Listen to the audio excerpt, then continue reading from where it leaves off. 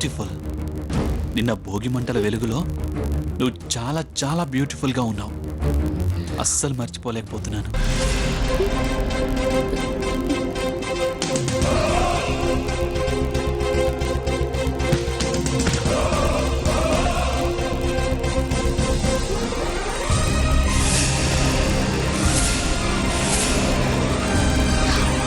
వదులు బావా.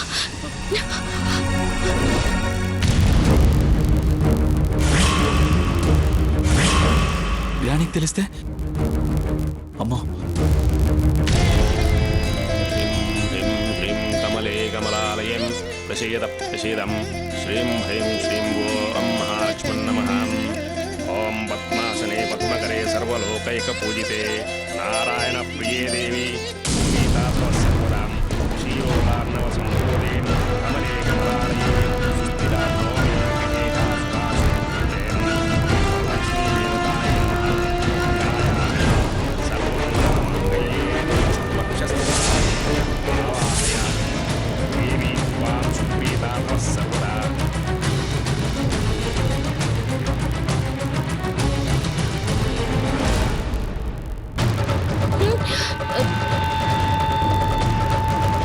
స్వర్ణ ఏమైంది? పొరపాటు జరిగిపోయింది అత్తయ్య గారు. ఏమిటి ఇదంతా? అరే ఏమిటి పని? పోయారిపోయింది. వారసేవ చేస్తుంటే చేయి జారినట్టుంది. అయినా పొంగళ్ళని ఉడికిపోయి అత్తయ్య గారు. మంట బయటికి లాగి ఆర్పాలి. ఆ మాత్రం తెలియదా నీకు? తప్పైపోయింది అమ్మమ్మ గారు.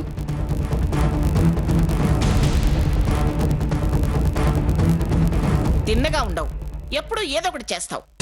తిన్నగా ఉండేదాన్నే, కానీ పొరపాటున ఇలా జరిగింది. సర్లే లక్ష్మి, ఆ పొంగడి లోపలికి తీసుకెళ్ళు. అలాగే అత్తయ్య.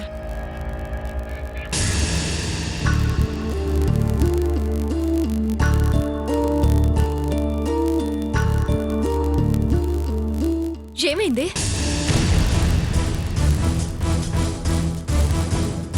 అదే అర్థం కావట్లేదక్క. ఏంటి అర్థం కాంది?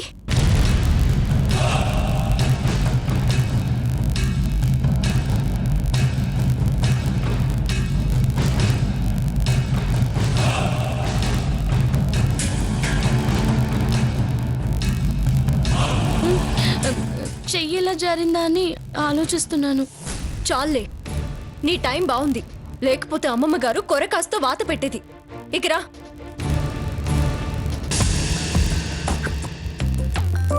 బావా, వాత మిస్ అయ్యావు. You're so lucky. థ్యాంక్స్. అమాయకుడు అనుకున్నాను, చిలిపే. పొరపాటు పడ్డాను. అమ్మ దొంగ అక్క అనుకున్నారా?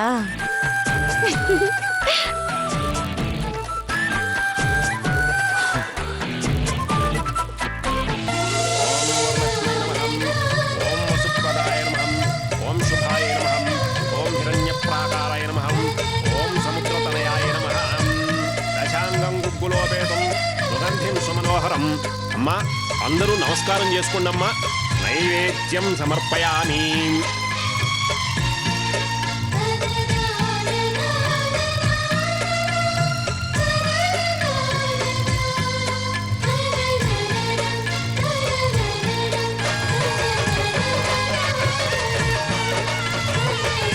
ఇది లక్ష్మీ నిలయం, దండం పెట్టాలి.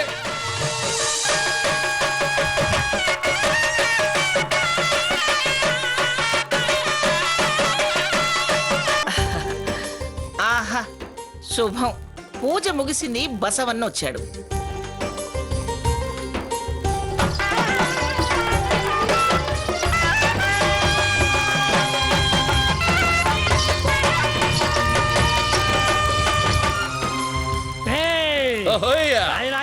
చెప్పన్నా, అయ్యి వార్లకు దండం పెట్టు, వార్లకు దండం పెట్టు, వస్త్రాలు ఇస్తారు. ఉండమని దీవించి బసవన్న దండం పెట్టాలి.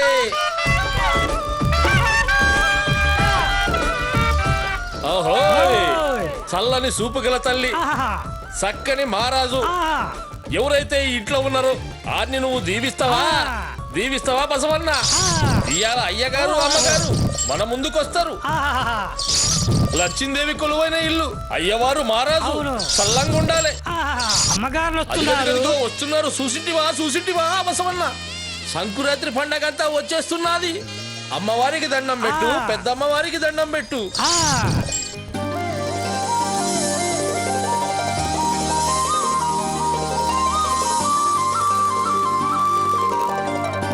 ప్రతి సంక్రాంతికి ముందు నీకు పూజలు చేస్తారు, నీ డాన్సులు చూస్తారు, మీ ఆటలు చూస్తారు. వాళ్ళు సల్లంగా ఉండాలని నువ్వు దీవించుకుంటా వెళ్ళాలి.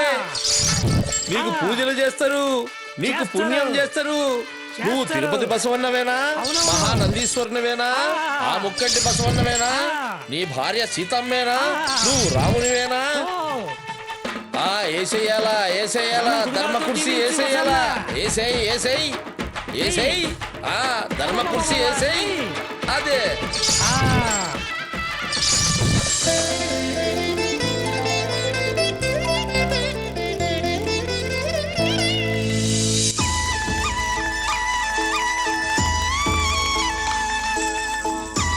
కట్టుబట్టలు నీకే పెట్టు, పెద్దమ్మగారు కట్న కానుకలు నాకే ఇవ్వు. ఆ. చల్లగుండమని దీవించు. వాళ్ళ బంధువులకి పంపమను. అలాగే గ్రాని. తన కొడుకులు చక్కగా ఉండంగా, తన పెనివిటి చక్కగా ఉండంగా. సీతను వాళ్ళ ఇంట్లో దిగబెట్టిరా. అలాగే గ్రాని.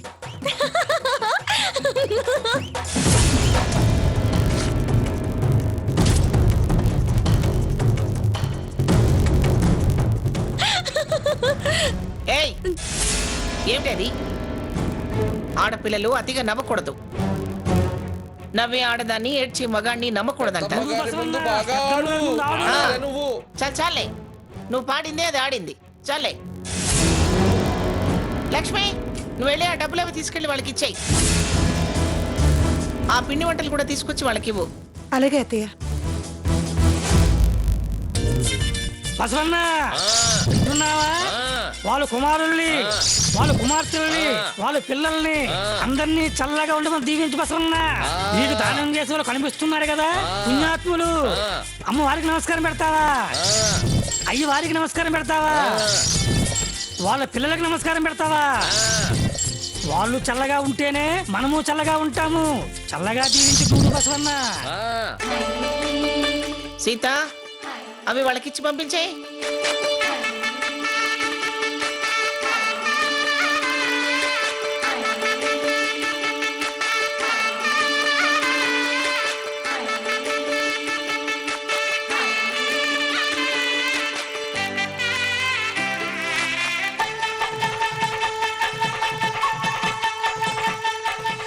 లక్ష్మికి దండం పెట్టు, పిండి వంటలు నీకే పెట్టు. ధనలక్ష్మి, దానలక్ష్మి, విజయలక్ష్మి. అమ్మవారికి దండం పెట్టు, అయ్యవారికి దండం పెట్టు, వారి పిల్లలకి దండం పెట్టు. వారంతా సల్లంగా ఉండాలని దీవించు. సంతానలక్ష్మి, విజయలక్ష్మి, ధైర్యలక్ష్మి, అష్టలక్ష్ములతోటి మహాలక్ష్మిలాగా మా ఇంటికి వస్తుంది. మీ ఇల్లు బంగారంతో నిండిపోతుంది. అదృష్టలక్ష్మి మీ ఇంట తాండవిస్తుంది. ఐశ్వర్యం పొంగిపోతుంది. ఈ సంక్రాంతి మీ ఇంట కాసుల పంటే. దండం పెట్టమ్మా, దండం పెట్టు. దండం పెట్టు. సల్లంగా ఉండాలని దీవెనలిచ్చు. దీవించమ్మా, దీవించు. ఆడింది పాడించాలే, ఇక వెళ్ళు. తీసుకెళ్ళవయ్యా, వెళ్ళు. అరే బసవన్న. అమ్మవారికి దండం పెట్టు, ఆ. అయ్యవారికి దండం పెట్టు. సంకురాత్రి పండక్కి ఊరంతా సల్లంగా ఉండాలని దీవించు. ఏటా ఫ్యాక్టరీ దగ్గర వస్త్రదానం చేసేదాన్ని, అది ఈసారి ఇంటి దగ్గరే చేస్తున్నాను. లక్ష్మి, ఏంటత్తయ్య? ఆ ఏర్పాట్లన్నీ చూడు. అలాగే అత్తయ్య.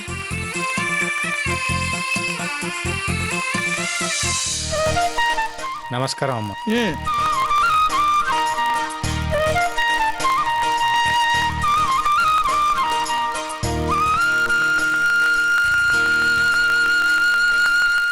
సాకేత్, గాలిపటాలు ఎగరేస్తానన్నారు కదా, వెళదామా? పిల్లలు ఎదురు చూస్తున్నారు. అలాగే. స్వర్ణ, వెళ్దామా? ఎప్పుడీ మాట అంటావా అని ఎదురు చూస్తున్నాను తల్లి.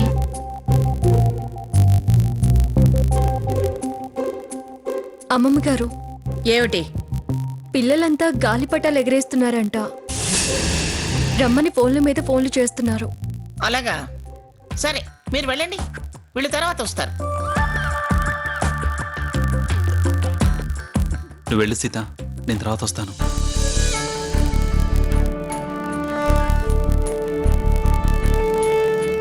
బావా, రాకపోతే లీక్ చేస్తాను. మీరు వెళ్ళండి, నేను తర్వాత వస్తానుగా.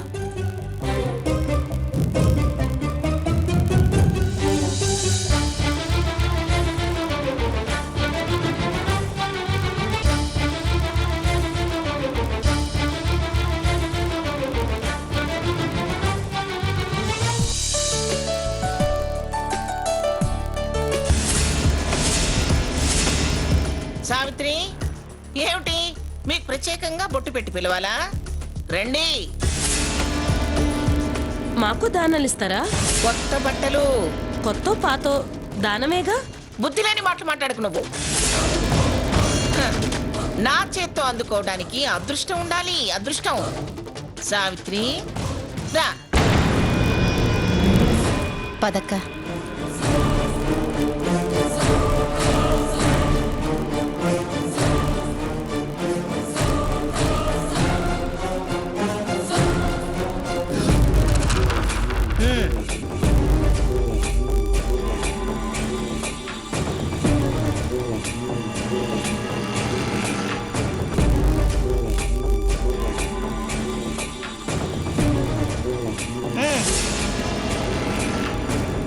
ఆగో. పా. ఆగండి ఆగండి, ఎక్కడికి? అమ్మగారు వస్త్రదానానికి అన్నీ అయిపోయాయి, వెళ్ళిపోండి వెళ్ళిపోండి. ఆగో. రంగయ్య, అమ్మగారండి. వాళ్ళని ఇంటి దగ్గర దించిరా. అలాగేనండి అమ్మా. పర్వాలేదండి, మేము ఆటోలో వెళ్తాం.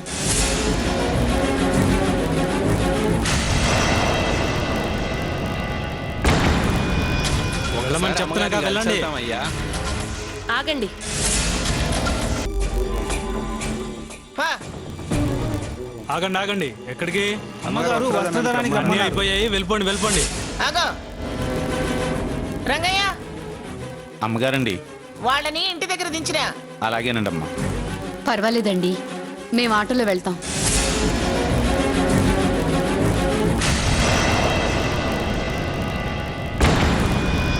వెళ్ళమని చెప్తున్నాగా, వెళ్ళండి.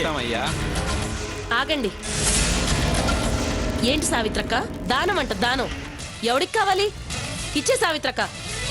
ఇదిగో పట్టుకోండి అయ్యా, తీసుకోండి. ఇక పదండి. చూసారా చూసారా, వాళ్ళ పొగరు చూసారా? ఏమైంది బంగా? లోపల అందుకున్నారు, బయటికి వెళ్ళాక మరొకరికి ఇచ్చేశారు. మంచి పని చేసింది. ఇవ్వటం వరకే నీ పని, బయట వాళ్ళు ఏం చేసుకుంటే నీకేంటి? తెలిసి తెలియని మాటలు మాట్లాడకండి. మళ్ళీ ఇంకొకరికి ఇవ్వటం నన్ను అవమానించినట్టు కాదా? నలుగురితో పాటు వాళ్ళకిచ్చి నువ్వు చేసింది అదే కదా. అవి ఏమన్నా అడుక్కునే వాళ్ళకి ఇచ్చిన బట్టలా? విలువైనవే కావచ్చు, ఇచ్చే పద్ధతిని బట్టి విలువ మారుతుంది. మరి అలాంటప్పుడు అందుకోకుండానే ఉండాలి. నీ గద్దరతనానికి భయపడి అందుకొని ఉంటారు.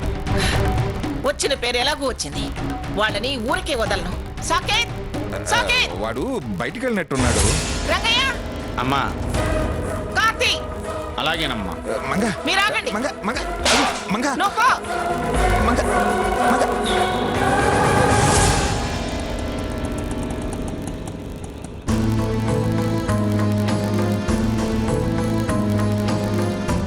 చూసావా సావిత్రక్క? పొంగలని పిలిచి పెద్ద మర్యాదే చేసింది, ముష్టాల కింద జమ కట్టింది. వదిలేసే, అది వేరే వాళ్ళకి ఇచ్చేసాం కదా. పద శకుంతల.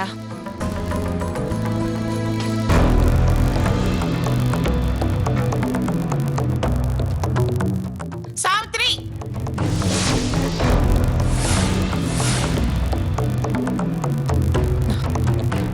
రండి పిన్ని గారు. ఎక్కడికి వచ్చేది? నీకు నువ్వేమనుకుంటున్నావు? నా గురించి ఏమనుకుంటున్నావు? అయ్యయ్యో, మిమ్మల్ని గురించి మేమేమనుకోగలం? మమ్మల్ని మీరు ముస్టోళ్ళు అన్నారు. నువ్వు నోర్మై. గోడవతలు ఉండాల్సిందానివి గోడవతలే ఉండు. మా గొడవల్లో తల దూరిస్తే తల లేకుండా చేస్తాను. ఏం జరిగింది పిన్ని గారు? ఏం జరిగిందో నీకు తెలీదా? హ, ఏవి ఏవి నీకు ఇచ్చిన చీరలు?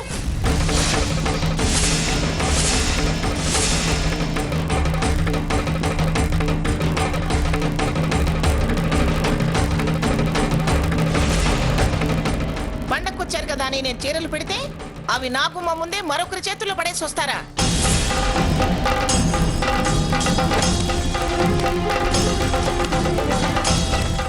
ఎందుకంత పొగరు? ఏం చూసుకున్నంత అహంకారం? దానం ఇష్టం అనిపించలేదు.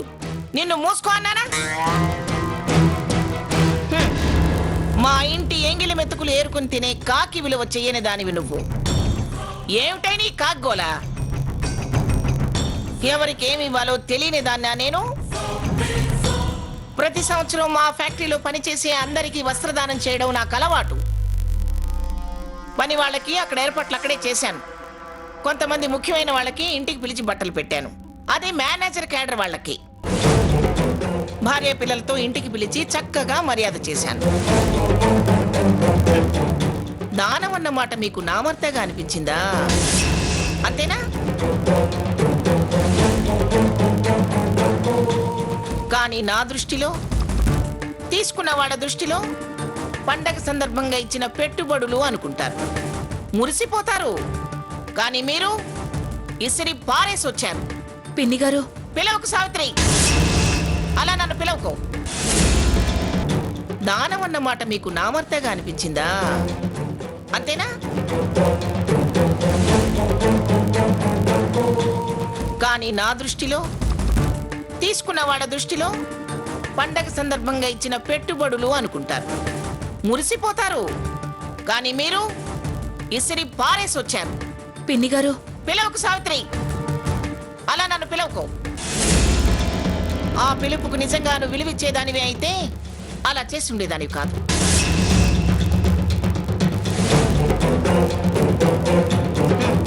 పుట్టింటి కట్నాలు అనుకునేదానివి. పసుపు కుంకుమలా పవిత్రంగా చూసుకునేదానివి.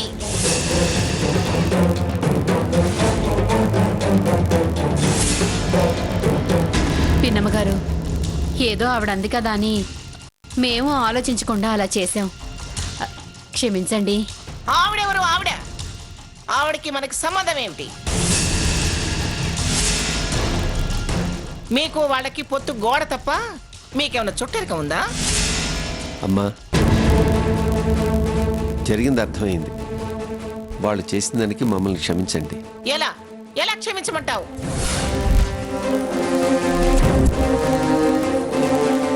అదుగో అది చెప్పింది కదా అని వీళ్ళు అలా చేస్తారా? అసలు మీరు అవి విప్పి చూసారా? పట్టుకొని చూసారా? వచ్చిన వాళ్ళకి ఇచ్చినవి 80వ నంబర్ చీరలు, నాణ్యమైన నేత పంచలు. మరి మీకు ఇచ్చినవి 100వ నంబర్ చీరలు.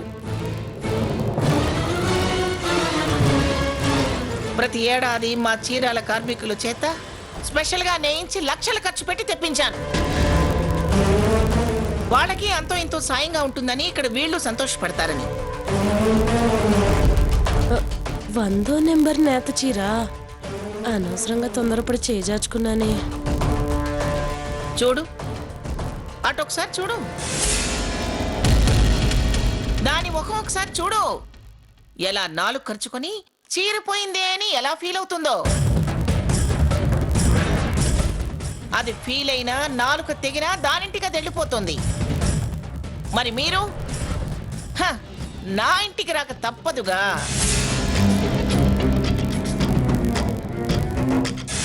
నన్ను అవమానపరిచి మళ్ళీ నా ఇంటికి ఎలా వస్తావు?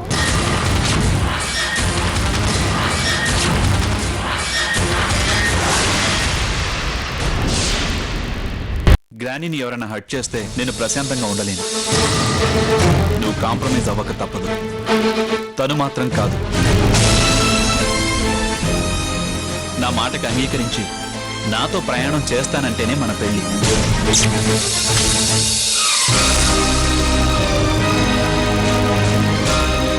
లేదు, నేను కాంప్రమైజ్ కాలేను, కామ్గా ఉండలేను అంటే ఇక్కడే జర్నీ ఆగిపోతుంది.